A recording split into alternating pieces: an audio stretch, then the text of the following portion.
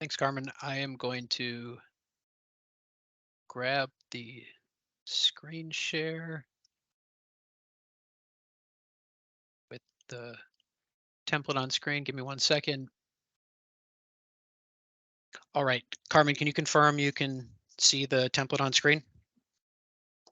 I can. Awesome. Okay, so I am going to briefly talk through the semi-annual reporting template and highlight a few of the sections. Uh, uh, as stated before, on screen is the template. It's pre-filled out with example values. I'm going to start left to right and follow the numerical convention in the template. So the first section, section 1, federal agency and organizational element to which report is submitted. Uh, Jurisdictions are asked to enter the name of the federal agency and organizational element identified in the award document or as instructed by SSBCI. In the case of the example, U.S. Department of Treasury, State Small Business Credit Initiative Technical Assistance. Pretty straightforward. The second data element here, federal grant or other identifying number assigned by the federal agency. For this, PJs are asked to enter the grant number assigned to the award by Treasury and SSBCI. For most awards, this will have a preceding SSBCI value and a hyphen, and then a series of digits followed by another hyphen and a series of digits. The third section is recipient organization information. For this section, jurisdictions are asked to enter the complete address and of the recipient organization, including the zip code. That's pretty straightforward. The only caveat here is a 5-digit zip code is not accepted by the template. You'll need to enter the 9-digit zip code. Moving along for a DUNS number, jurisdictions are asked to enter the recipient organization's DUNS number. It's the 9-digit number, and for the example, you will not use hyphens. The form will not accept hyphens. The next section, EIN.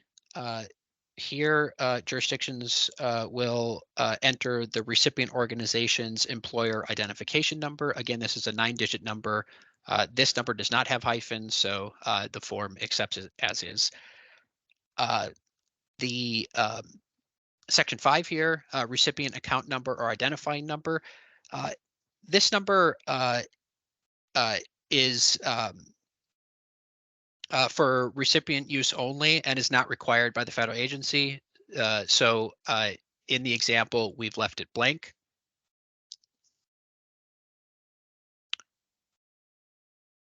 The next section, report type. The report type is obviously semi-annual, so that will be checked here. The next section, section 7, basis of accounting. Jurisdictions should specify whether cash or accrual basis was used for recording transactions related to the award and for preparing this report. In the case of the example, accrual basis of accounting has been selected. Section 8, project or grant period.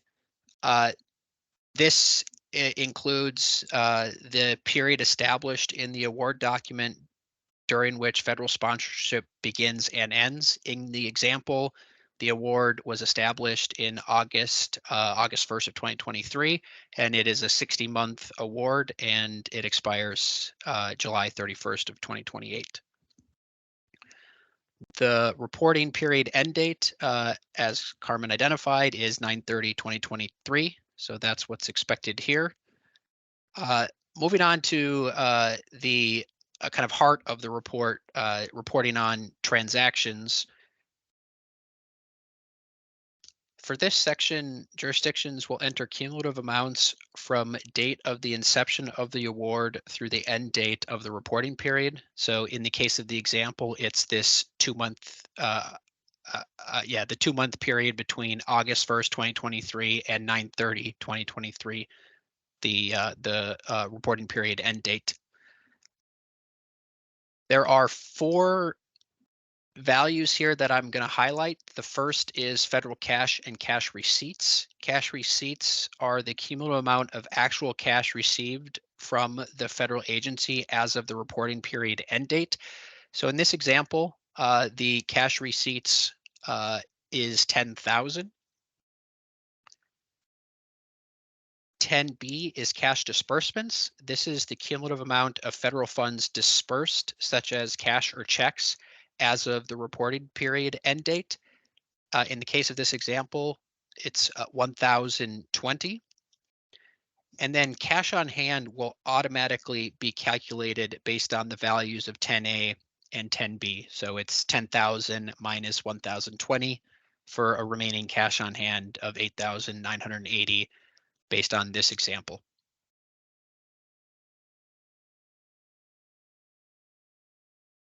Moving on to federal expenditures and unobligated balance. Uh, the first item here, 10D, total federal funds authorized. This is the total federal funds authorized as of the reporting period end date. So in this example, it's 30,000. You might notice the relationship here. 30,000 is the total amount authorized for the award, and the amount that has been received is 10,000. So 1/3 of the total award value. Uh, Section 10E is federal share of expenditures. Here, jurisdictions will enter the amount of federal expenditures. Uh, Something to note here, please refer to the instructions for cash versus accrual basis of accounting. The definition of federal share of expenditures differs depending on the basis of accounting. In this context, and for the example, the federal share of expenditures matches 1-to-1 with the cash disbursements. So 1,020 is used for the example. Federal share of unliquidated obligations. These are unliquidated obligations on a cash basis are obligations incurred but not paid. And on an accrual basis, they're obligations incurred but for which an expenditure has not yet been recorded. In the example of this, in this example, 0 is entered for the federal share of unliquidated obligations.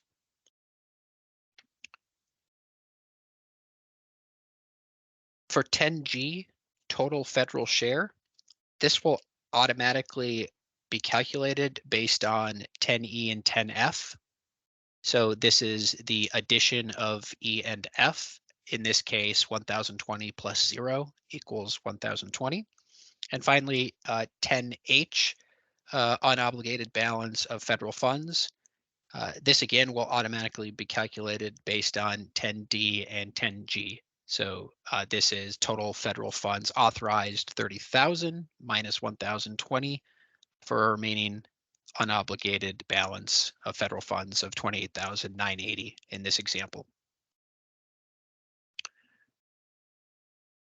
Recipient share and program income are likely not applicable.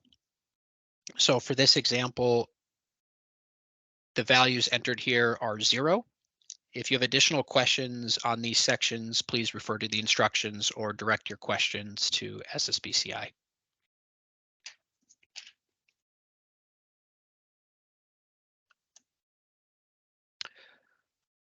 Moving down to indirect expense. Section 11, jurisdictions will enter the cumulative amounts from date of the inception of the award through the end date of the reporting period for each of the following values. 11A, type of rates.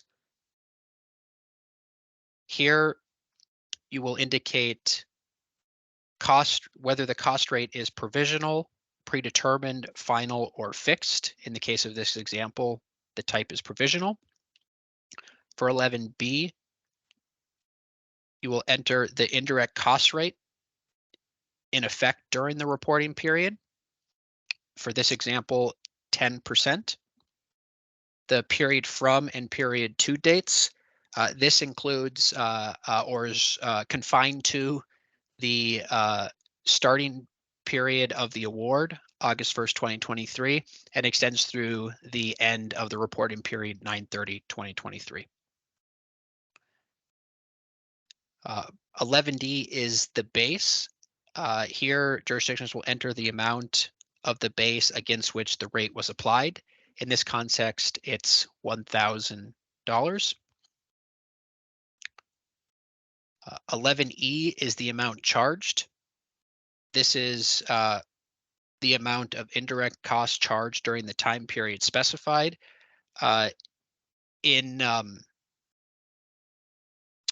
in this example, it's $20, which is 10% of 1,000 applied over 2 months of the year. And then finally, F is the federal share. Enter the federal share of amount in 11E. In this context, the federal share is also $20, which matches the amount in 11E. 11G will automatically calculate based on values in 11D, E, and F. In the context of this example, 1,000 for the total base, 20 for the total amount charged, and 20 for the federal share. Moving along to section 12. If you have additional documents to attach or additional context to provide about your report, please upload the documents directly in the portal. Jay will demonstrate this feature shortly. So do not use the add attachment and open text field in this report. Please add the attachments in the portal as Jay will demonstrate shortly. Finally, the certification section. This is to be filled out by authorized representative for your jurisdiction. For this section, you please enter the name and title of the authorized representative. In this context, it's Dr. Authorized Representative. Pretty original. Title is Chief Program Officer. Obviously, 13B is where the signature will be applied. For this template, the telephone number requires hyphens, so it's the area code hyphen the 7-digit telephone number. Finally, email address as well as the date the report was submitted are required as well. That concludes the sections of the report that each jurisdiction will be required to fill out. As I referenced earlier, there are some pretty thorough instructions included with the report. They start on page 3 and they extend to page 7, and they identify and repeat a lot of the information I just shared about how each of these sections and data elements should be reported. Please refer to these instructions or direct any questions to SSBCI during this training or to the email inbox in the future. Concluding the demonstration of the template here, I'm going to pass it off to Jay to demonstrate the accessing the portal, downloading the template, and uploading and submitting the template.